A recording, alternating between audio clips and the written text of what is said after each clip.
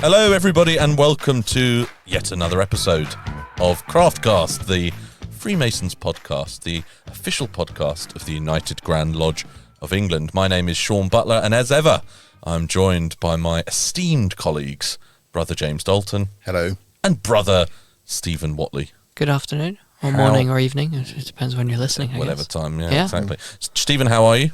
Well, I would say I'm well, but I've managed to. Well, I'm on crutches for starters. Yes, you are.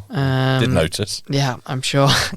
With the indicators that apparently came crashing into the window, didn't you? Yeah. Well, I've got quite adept at travelling on them now.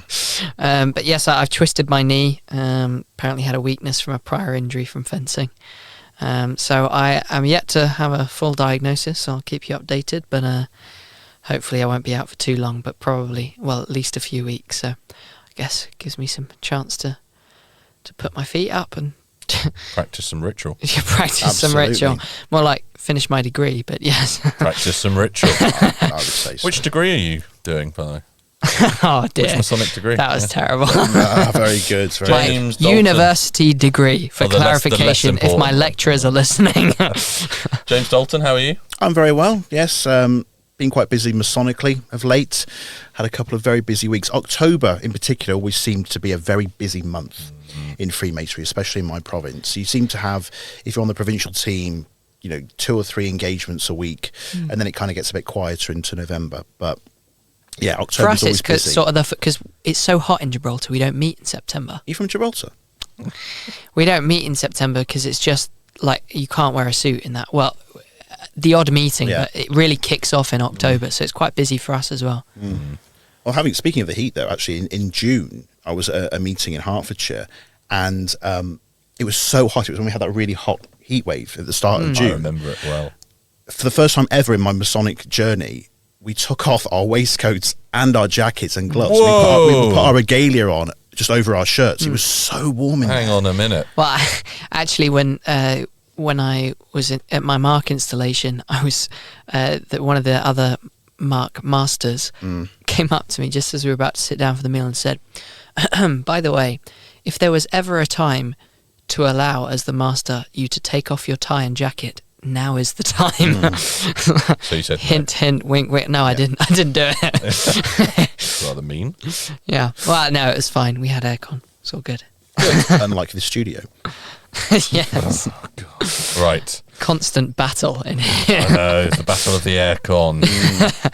Okay, back to it. Should we actually... The actual reason we're get here. on with Yes. it? So, part of what we wanted to do and achieve was to, I guess, sort of explore the wider world of Freemasonry, right? And a big part of that is obviously the companion orders. The companion orders, and that's what we're going to do today, isn't it? It is. We're going to talk about the Rose Croix. Indeed. Well, and of course, Crafton Chapter is administrated by United Grand Lodge of England and Supreme Grand Chapter here at Freemasons Hall. Mark Masonry and a lot of the other companion orders are administered from Mark Mason's Hall, whereas Rose Croix is in a totally separate building in Duke Street. And as we will hear, I'm sure, is sort of stands on its own almost. Now, I think I'm right in saying that of the three of us, at the time of recording, I'm the only member of the Rose Croix. You're not in, Shaun. Yes. I'm not yet, no. And I am pending. You're pending joining. I've completed a form. I'm waiting for my my ceremony. I think you guys will find this quite interesting. I'm genuinely really looking forward to it because learning more about it. Yeah, learning more, and it's certainly one that I've sort of marked as one that I'd be interested in joining in the future. Well, and once I have joined, in an intro, I'll give my feedback. Would recommend. Yeah, would recommend. So, James, who are we speaking to today? So we're speaking to John Boyington, who is the Sovereign Grand Commander of the Supreme Council for England and Wales, which is the governing body of the Rose Croix in England and Wales. Some people say like the equivalent of the Grand Master almost. Not quite the case, and I'm sure he will talk about exactly the mechanics of how it works when we speak to him. But that's who we're talking to. Shall we get into it? Let's do it. Exciting stuff.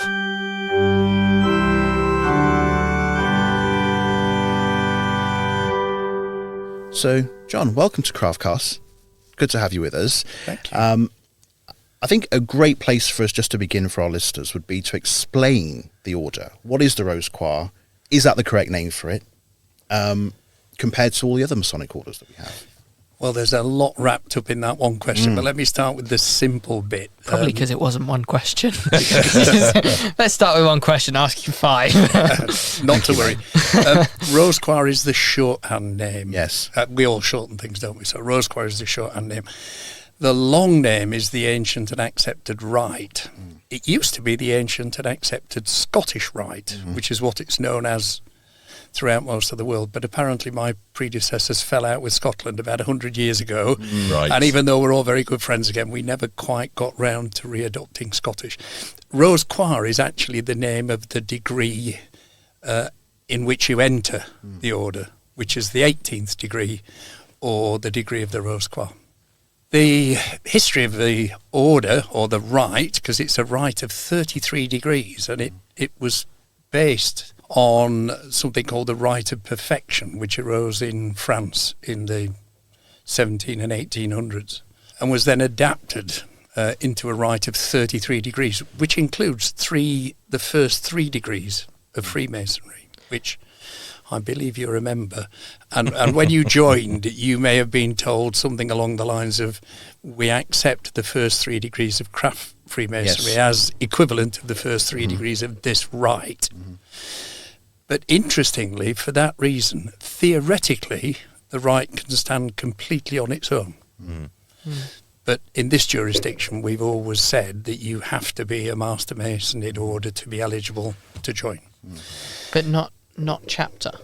So you don't have to be in chapter to be... No, you don't have to be a chapter Mason. It used to be the fact that you had to be a Master Mason for 12 months. Yes. From the date of your raising.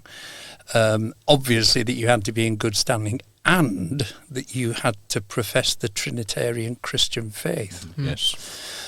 And we'll perhaps come back to that, because that's the change that we've made very recently.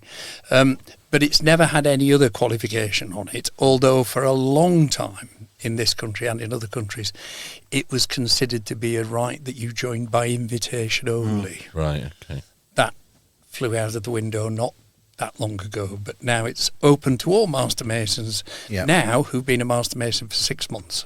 So we're trying to make it more accessible. We are all eligible. All eligible. There we go. He's giving us a look. Form's going to be coming out next. I am already a member. Well, and I've already done the form. It's just you, Shaun. Get you in, Shaun. What would be your sort of elevator pitch, if you like, for somebody to consider joining the order? Well, first of all, I think I would say that it's no pressure. No pressure, and it almost feels like an elevator in here. But I think the essence of the order is it goes beyond the 3rd degree, as many other side orders or appendant orders do. But it has a richness about it because of the ultimate number of degrees. Everyone who joins comes in at the 18th degree. We in this country then practice the 30th degree, 31st, 32nd and 33rd degree. Of its nature, and you have been through the ceremony, it's a ceremony based on the story of Easter, the 3-day Easter period, and effectively is therefore a simile for resurrection. Yes. Not unlike, in essence, the 3rd degree in Freemasonry, but with a lot more richness to it. Not that I'm decrying the 3rd degree, which is one of the most momentous experiences any of us go through. But I think it's the richness of the order and the opportunity to spend more time philosophically thinking about Freemasonry and what it stands for. And you mentioned earlier about the history of the Rite of Perfection. And, yes. And if I'm not mistaken, the ceremony when you join is a perfection. It and is. Presumably that's where it comes from. Well, that's yes, not a originally in France it was called the Rite of Perfection, and yeah. We call becoming a member of the order and obtaining the 18th degree perfection. And I don't think I betray any secrets to say that once you've got the 18th degree, as you have, you may then be referred to as excellent and perfect. Yes. I did try that on my wife when I got home, and it didn't stick. I always think of you in that way, James. Thank you so much, Shaun. That's lovely of you to say so. Yeah, I guess that would have worked with my parents, though. I ought to mention the other requirement. We were founded in this country 180 years ago next year. And the origins of the order, oddly, go back to America, to the USA, where the first Supreme Council, which is the body that governs the order, was founded in 1801 under some grand constitutions that were written in the 1700s. That was what's called the Mother Council of the World, and they then started to give out warrants to other countries. And the Supreme Council, as we now know it for England and Wales, although then it included the dominions of the empire, was warranted in 1845 and started over here. So we're 180 years old next year. Although the patent that was given to the order didn't require us to have any restrictions on entry, our predecessors back then decided that the order would only be open to men of the right character and master masons, but only those who profess the Trinitarian Christian faith. Right. Which I guess may seem odd to some people, but back then you couldn't hold any public office in this country unless you were a Trinitarian Christian. You couldn't gain access to Oxford or Cambridge University unless you were a Trinitarian Christian. And that's the rule that we recently changed. After many years of discussion and many years of heartache and pondering and so on, we finally took the decision to make that change and now make the order open to a Master Mason of any faith who wants to join. Does that require some adaptation to the ceremonies? We have had to amend the ritual a little, but I think it's fair to say that we haven't changed the story of the ritual, which is still about Jesus at Easter and the whole story that we're all very familiar with at Easter. But what we've obviously had to change is anything that requires a candidate to profess that that's his faith. Yes. So we no longer use the term Christ as we would have done, because Christ is the anointed one. And if he isn't the person who's anointed as your saviour, as the object of and your you can't do religion, then you can't do that. So, well, and actually, you know, you said, well, you were only permitted to be a member if you were professing to that faith. That's obviously because, as with Freemasonry that we discussed in the first episode of this series, where if you can't join if you don't believe in something greater than yourself, it's because it wouldn't be right for you. It's not just we don't want you, it wouldn't be right for that person because they wouldn't be able to profess that and they wouldn't be comfortable with it. Well, I think that was I'm not sure whether that was the original thinking. We think in our order that's sort of lost in the midst of time. I absolutely agree with your assessment of why in the craft we ask for that, because I think that belief in some higher power is really important. I think with our order, it was 180 years ago somewhat more prosaic and in line with the position of the establishment of the day. Yeah. Makes sense. Over time, I think that felt, for some of us, that it was more and more out of step with two things. Yeah. One, the principle of Freemasonry, and two, the principle of Christianity, which is an accepting religion. I'm a Christian, very proud of it, but I see no difference in anyone else's faith or in them not being equal to me or any other Christian. So we believe that over time attitudes have changed and that the time was right to make that change. Some of our brethren didn't agree with that, and we knew there would be some opposition to it, but as it has transpired, and we didn't know this until a couple of weeks ago when we collected the statistics, we believe we've had about 1% of our membership resign because of the change, which means that 99% of our members... Which is as good as any decision can be. I have to say, I think some of us were very pleased with that result. We're not pleased that anyone's resigned. No, and of course not. No. I personally don't understand the reasons behind it, because we're asking no one to deny their faith. But... And I guess the argument could be made on that statistical point that, okay, you may lose 1% of members that disagree with the change, but how many more potential members are you now opening the order up to that can enjoy it? Yeah. Well, it's a very good question. I have to say, that wasn't the motivation for us making the decision. Well, and ultimately, you're just trying to be true to the order, right? That's the we're trying motivation. to be to the order. Yeah. We're trying to be true to the principles that underlie it. But I've already had the great pleasure of attending a number of perfections of non-Trinitarian Christians. And they've been tremendous events, and I've made a point of talking to the candidates and asking, whether they were comfortable, and they all were, and they all enjoyed the ceremony immensely, and they all got something out of the ceremony. Which shows that it was worth it. Absolutely. Even just for those few that you've seen already. Yeah. I don't think we converted anybody to Christianity, nor is that our intention. Exactly. That's not the fundamental basis of the order. But I think what it's proving is that we're suddenly opening up this branch of Freemasonry to a group of people to whom it was restricted. Yeah. If I might, one significant anomaly was that if you belonged to a constitution outside England and Wales that didn't have the same requirement, but that we recognised as a Supreme Council, you could come and visit any time. Right, okay. So if you were Jewish or you were a Muslim or you were Hindu and you So it was joined already Belgium a or little, America, the lines or were a wherever. little blurred. Well, there was one other way in which you could have got in, and I'm sure that some people did. They didn't tell the whole truth. They wanted to join the order. They were asked to sign a form. They signed a form. They came in and joined. Now, we can never prove that. We had no test of faith, I'm pleased to say, because it comes in all shapes and sizes. But these were the anomalies that were around and that we hope we've now resolved. So it's exciting times for Rose Croix. Very.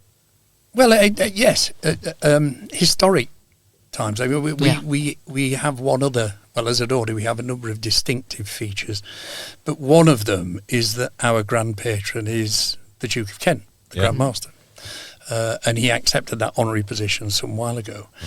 And we were delighted when he wrote out to the order in support of the principle and said that he thought it was entirely the Christian thing to do, to be welcoming of people of other faiths to walk alongside us through the story of Jesus. And I think that was a very powerful message for people. Yes, absolutely.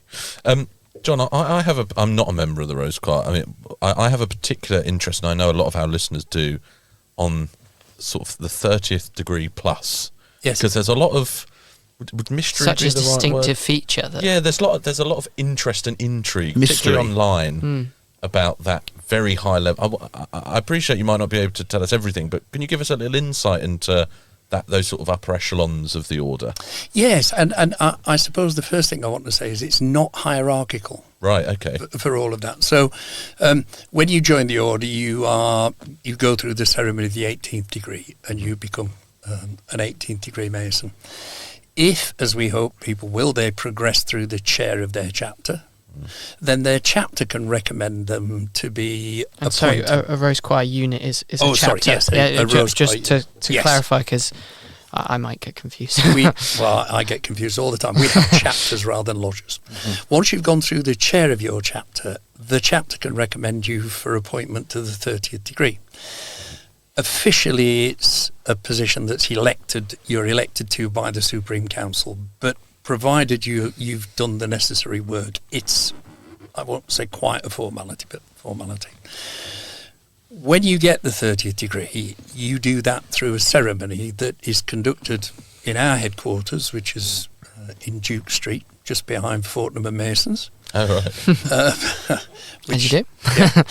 Is a reasonably accessible place, situates us between Mark Mason's Hall and Freemasons Hall, so it works very well. And you come down to a ceremony which is conducted exclusively by the members of the Supreme Council. Right. And I can explain what the Supreme Council is in a minute. But so then you achieve your 30th. That's already degree. from the 30th. Sorry? So that's already to get your 30th.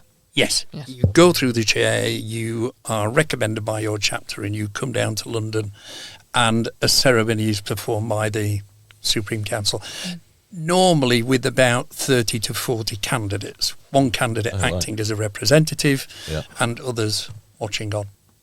Then you go back to your everyday life in your chapter and you carry on. If the equivalent of the Provincial Grand Master in our order, who's called the Inspector General, thinks that your services to the order have been an exemplar, then he can recommend you to the council to be promoted to the 31st degree. Right, okay.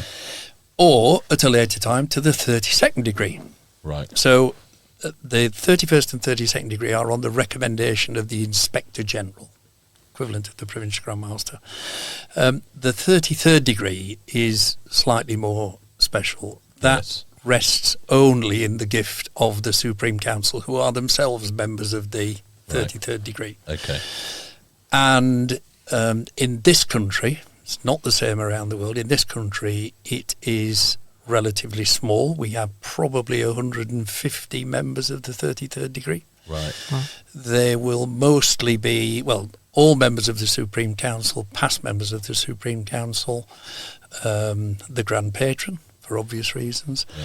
Our Inspectors General are promoted to the 33rd degree. And then there are a few other, we have a small ceremonial team, a couple of whom are 33rd degree.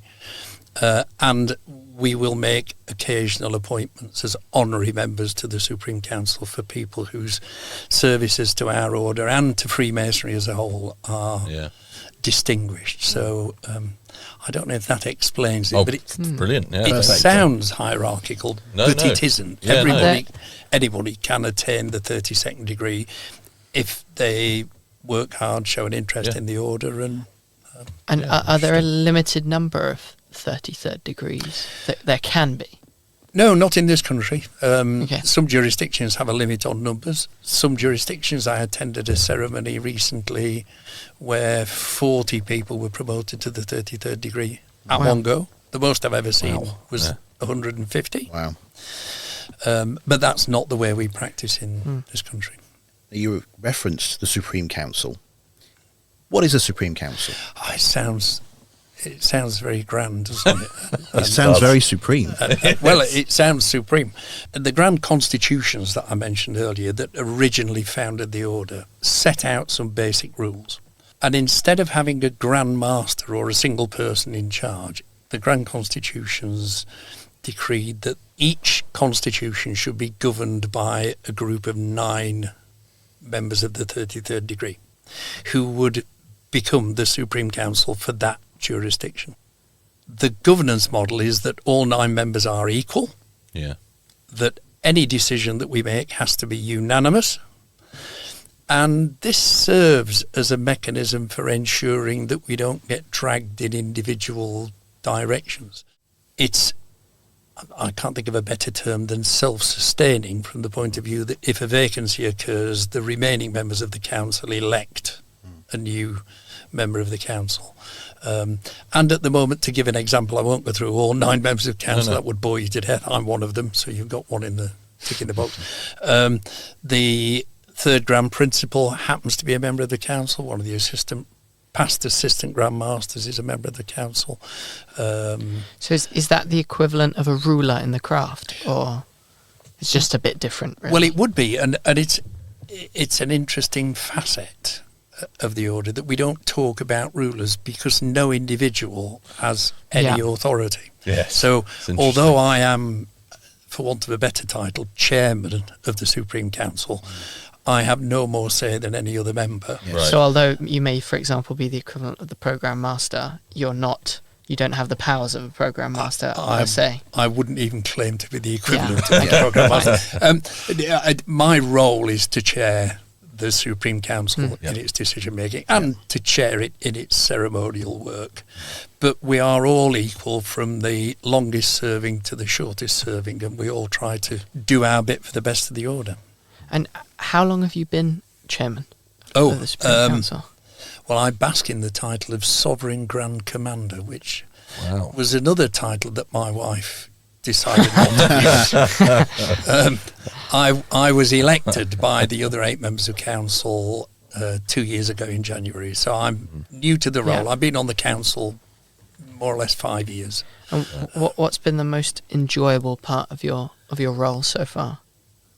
I think, well, the very, very best bit of it is getting out and meeting members of the order, both in this country and abroad and so on. It's an absolute privilege to just meet even more people. It magnifies the joy that I had when I first became a Freemason, when I started to go out and visit other lodges and meet other people. And I still think, whatever element of Freemasonry you're in, that's one of the most joyous things that we all do. John, I'm wary that we're coming to our time. I guess I just wanted to ask you, finally, look into the future. What are your hopes for the Rose Croix? How would you like to see it develop over the next few years? I think I would like to see us continuing to review what we do to decide whether it's right for modern times and whether there are other, it has to be admitted, much smaller changes that we might want to make. I'd like to see the order grow. And the reason I'd like to see it grow is because I see lots of people who get so much out of it, and I'd like to encourage more people to come and try it and see if they've found the same satisfaction. And from my point of view, I'd like to step down in 5 years or whatever it is when I step down, knowing that the order is stronger than it is now or has been over the last few years. Stronger than when you received it. Yeah. Well, I didn't receive it. I just Received your role at least. Yes, no, stronger than when I got into my role. Yeah.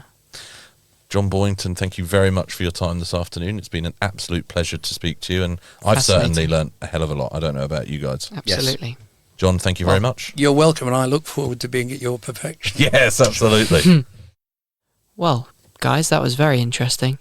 As someone who is pending joining, well, I learned a lot, really, that I guess you don't know what you don't know, right? And I didn't know what I was going to learn, but it was certainly very interesting and a lovely introduction to an order that I am about to join. Yes. I mean, obviously, I'm not in every Masonic order. I think that's almost impossible. But I'm in quite a few. And I would say that on all of them, it is probably the most different Masonic order, if that makes sense. Because it is as well, a lot of people call it their favourite because it's so distinctive. Yes. Yeah, and as someone who, to be honest with you, had very limited knowledge of it, I found it really interesting, particularly how John's role sits as sort of at the same level as others, and they all have to agree. Yeah, I like that. Unanimously. Unanimous agreement, yeah. That it is a council. Yeah. It is not, Exactly. Yeah, so, yeah, like really, that. really interesting. Chaps, a good part of the show that we all enjoy, some emails. Brethren, I'm not going to try an American accent, can't do Please that. don't. Please don't do that. Brethren, I have been a Master Mason for about 2.5 years and am currently the Junior Warden of my lodge in Ohio, Aerospace number 800, and have been listening to your podcast, which is great. Well, that's very kind of you. Thank you. I'm interested in learning more about UGLE's Members Pathway and have been searching for it, but it appears to be behind the members wall and curious if I can get access to it to better our lodge. Our lodge has nearly 220 members. Wowza. Wow. But only about 25 to 30 attend and are active. Trying to re-engage them as well as grow our membership is a key goal I have in my path towards the east. Also, I am curious what you all do for fellowship outside of the business and ritual side of meetings. Thanks for your time in regards to this. Very respectfully, Tony Collins. So should I answer the part, particularly in relation to the Members Pathway? I think you're best placed to, Shaun, yes. Yeah, well, it isn't behind the members wall. We'll respond to you, Tony, with the necessary links. But Certainly shouldn't be, yeah. There are some, we can definitely get that to you so you can have a look and hopefully implement some of the things that we see that are working in our own constitution into Aerospace Lodge number 800. And of course, if you haven't listened already, we do have 2 episodes out we do. on the Members Pathway, 1 in each series so far. We do, so and we may well look to do another one in the future. So have a listen to those, and we'll come back to you, Brother Tony, with some necessary links and stuff. And actually, in fact, I think if my memory serves me correctly, on our Craftcast page via the UGLE website, on those episodes there are links to the Members Pathway stuff. Yes, I think you're right. Yeah. So actually, if you go and find our episode, particularly season 2 episode on the Members Pathway, I'm sure you'll find some helpful links there. And there was a second question there, very briefly, wasn't there? What do you do for fellowship outside of the business? Well, James, I mean, maybe you're best placed as a former chairman of a Light Blues Club. Yes, that's very true. Again, we have the Light Blues clubs or the New and Young Masons clubs, which I was deeply involved in my province and still am to some respect. Social events are so important in Freemasonry, whether that be a formal thing like a ladies' night or whether that just be getting together and going for a drink at the pub.